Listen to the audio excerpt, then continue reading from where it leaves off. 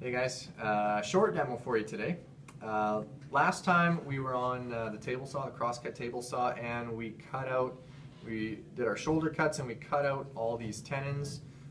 Then we went with a chisel and we just knocked off all of the junk that was still standing up and just kind of smoothed these things out. And if you can see here right on the video, what we're left with is just barely the score marks from that saw, right? We don't want to cut into the tenon with our chisel. We want to make sure that we're still keeping that tenon parallel as the saw has already cut it.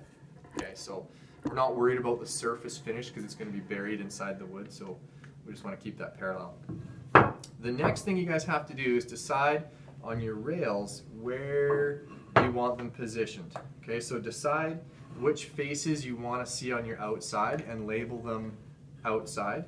So Evan's already done this. We got out labeled on both of those, and he's also got right and left labeled on those as well. That's really important because at this point now we're creating basically kind of a mirror image of our mortises in here. You guys can decide where you want the stretcher to sit in here. Okay, my demo one, my example one, it's offset quite drastically, and that's so that you could tuck a chair or a stool into there, and I think that looks right. I kind of like asymmetrically shaped features. I don't know. That's just my thing. You guys can decide how much that is, or if you want it in the center, that's fine too. So I'm just going to show you guys on one here for now. So here's the stretcher, and again, these are Evan's dimensions. These are not the same theory is going to happen here, but of course on different sized pieces depending on what you've chosen. So we've got these already actually kind of marked out. Evan's gone ahead and marked out where he wants this. So you're just going to take a square and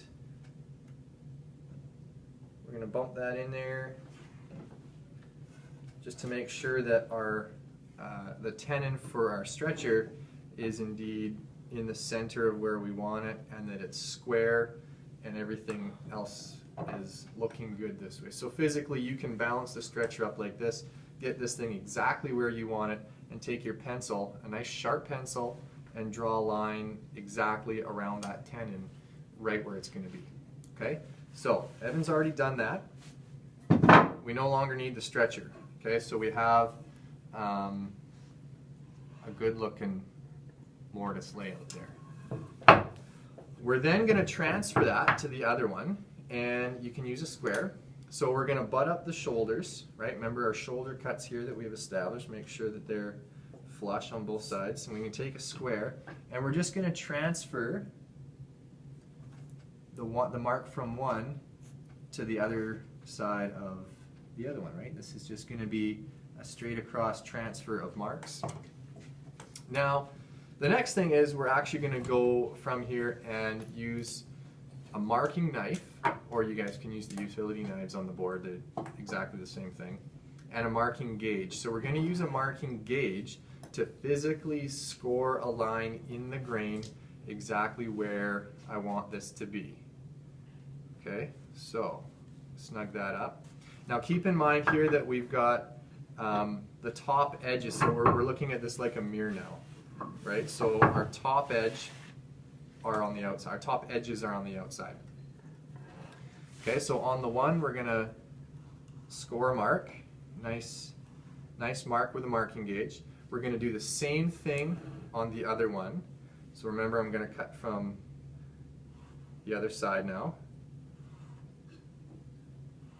Okay, just like that. So now I've actually got a pretty good line there. And Evan, if you want to just come in here a little closer, you can just see what we're doing.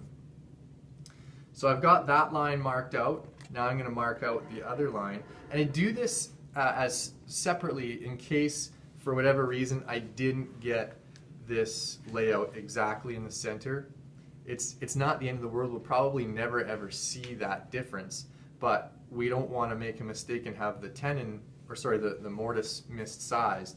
We want to still physically lay the mortise out exactly from the the shape of the tenon that we drew. Right, so actually I did have to do just a slight adjustment there, and that is absolutely fine. Okay, so a nice sharp cut there. Same thing on the other side.